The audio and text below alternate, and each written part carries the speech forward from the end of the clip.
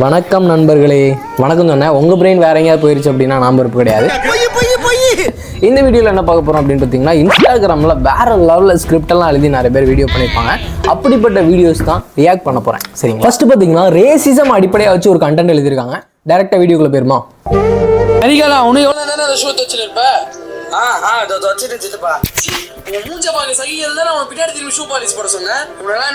அந்த பேரை கவனிச்சிங்களா? அந்த பையனோட மூஞ்சி பார்த்தீங்கன்னா கறி மாதிரி இருக்கும், அதனால கரிகாலன் அப்படின்னு ஸ்கிரிப்ட் எழுதியிருக்காங்க. நம்ம ஆட்களோட பிரெயினை பார்த்தீங்களா? சரி, திரும்ப வந்து என் காலை நட்டு வச்சு விடு. சரி வச்சு விடுறேன். அப்படிதான் வடி வடி. சித்தப்பா என்ன பண்றான்? வேலை வாங்கிட மாட்டா தெரியுமா? ஒழுங்கா காலை நட்டை மட்டும் வச்சு விடுறா. இப்ப உங்க அப்பா மட்டும் இருந்தானா அவனை எப்பயே வச்சு போட்டுட்டு இருப்பான். சார், உங்களுக்கு ஆம்பளை பையன் பிறந்திருக்கான். பையனா? ரொம்ப நன்றி டாக்டர். அவனே பையன் மாதிரி இருக்கான், அவனுக்கு ஒரு பையனா? கருப்பா இருப்பா சார். கருப்பா இருக்குமா? அப்படியாப்பட்ட புள்ளை எனக்கு தேவையில்ல டாக்டர், நீங்களே வச்சு போட்டுருங்க. அதெல்லாம் எங்களால எதுவும் பண்ண முடியாது சார். இப்ப கருப்பா இருந்தா அவங்க புள்ளை இல்லாம ஆயிடுமா? அப்பனா நீங்க சாவடிக்க மாட்டீங்க. எனக்கு பொண்டாட்டியே வேணாம், புள்ளையே வேணாம், நான் எங்கேயாவது போயிடுறேன். எனக்கு ஒரு விஷயம் புரியல. பிள்ளை கருப்பா பிறந்துட்டு அப்படிங்கிறதுக்காக பிள்ளைய கொன்றுங்க அப்படின்ற மாதிரிலாம் சொல்லிட்டு இருக்காங்களா? அந்த அளவுக்கு வந்து கருப்பா இருந்தா ஹேட் பண்ணிட்டு இருக்காங்களா? எனக்கு சத்தியமா தெரியல. அதாவது அம்மா பாத்தீங்கன்னா தற்கொலை பண்ணி இறந்து போயிட்டாங்களாம். பிள்ளை கருப்பா பிறந்துட்டேன்னு சொல்லிட்டு அந்த அவமானம் தாங்க முடியாம தூக்கு மாட்டி இறந்து போயிட்டாங்க அப்படின்ற மாதிரி சொல்லியிருக்காங்க.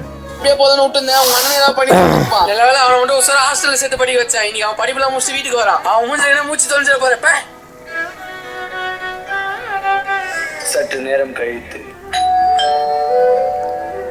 என்னடா பண்றீங்க?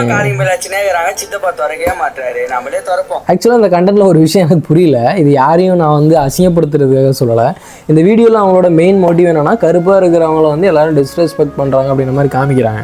ஆக்சுவலாக அந்த வீடியோவில் இருக்கிற எல்லாருமே கருப்பாக தான் இருக்கான். ஆனால் இன்னொருத்த மூஞ்சில் கரியெல்லாம் அப்பி அவன் ரொம்ப கருப்பாக இருக்கிற மாதிரி காமிச்சு இந்த மாதிரி வீடியோ எடுத்திருக்காங்க. வாடா.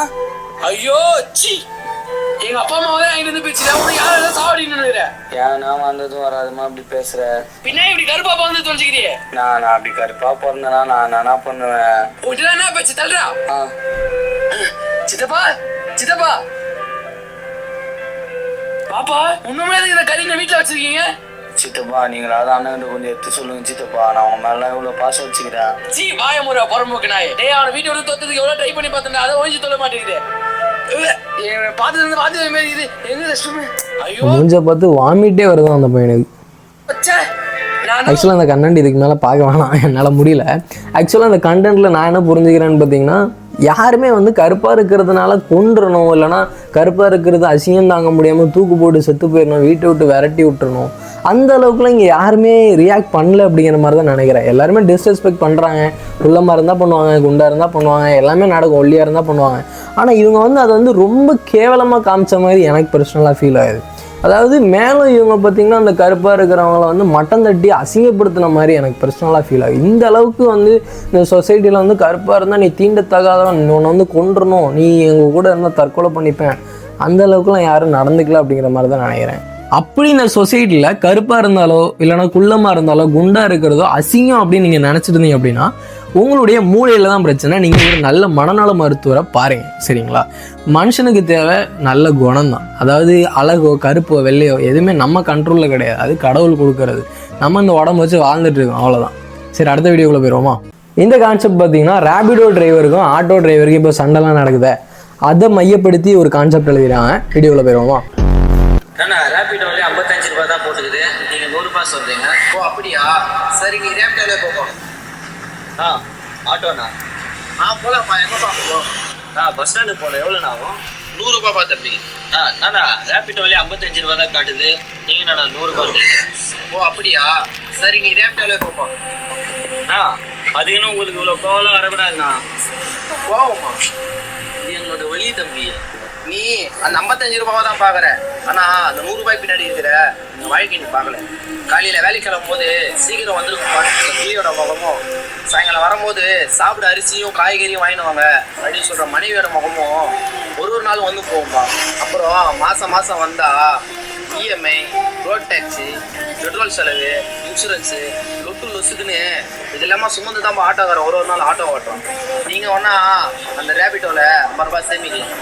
ஆனால் எங்களை மாரி ஆட்டோக்காரோட வாழ்க்கையே நீங்கள் அதிகம் சொல்கிற அந்த 5 10 நம்பி தான் இருக்குது. கஷ்டப்பட்டு வயிற்று ஆட்டோ ஓட்டுற ஆட்டோக்காரன் உங்ககிட்ட அளவுக்கு அதிகமாக காசு வாங்கி இந்த உலகத்தோட அப்பானியாவை பார்த்து கிடையாது.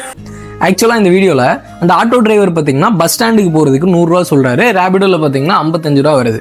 உடனே வேணாம் அப்படின்ற மாதிரி சொல்கிறான். அதுக்கு வந்து எனக்கு குழந்தை குட்டியெல்லாம் இருக்குது, எனக்கு காய்கறியெல்லாம் வாங்கணும், எங்களுக்கு அவ்வளோ செலவு இருக்குது, நீங்கள் கொடுக்குற 50 ரூபாவில் தான் நாங்கள் வாழ்க்கை நடத்துகிறோம், அதெல்லாம் உங்களுக்கு புரியல அப்படின்ற மாதிரி அந்த ஆட்டோ டிரைவர் வந்து சொல்கிறார். சூப்பர், நீங்கள் பொழைக்கணும், நீங்கள் ஆட்டோ ஓட்டினா தான் பொழைக்க முடியும், சூப்பர். எனக்கு ஒரு சந்தேகம், இப்போ ஒருத்தன் ஆட்டோவில் ஏற வராமல அவன் என்ன கோடீஸ்வரனாக இருப்பானா? அவனும் கஷ்டப்பட்டவனா இருக்க போய் தானே அவன் ஆட்டோவில் போய்கிட்டு இருக்கான். ரேபிடோ ஒருத்தன் ஓட்டுறான்ல, அவன் ரேபிடோ ஓட்டுறான்னா அவன் என்ன கோடீஸ்வரன், கோடியாக சேர்த்து வச்சவனா ரேபிடோ ஓட்டுவான்? காலேஜ் படிக்கிற பையன் ஃபீஸ் கட்டுறதுக்காக ரேபிடோ ஓட்டுவான். தன்னுடைய பொழைப்பு நடத்த வழி இல்லாமல் நல்ல வேலைக்கு போகாதவன் தான் ரேபிடோ ஓட்டுவான். அவனும் கோடீஸ்வரனா இருக்க மாட்டான்.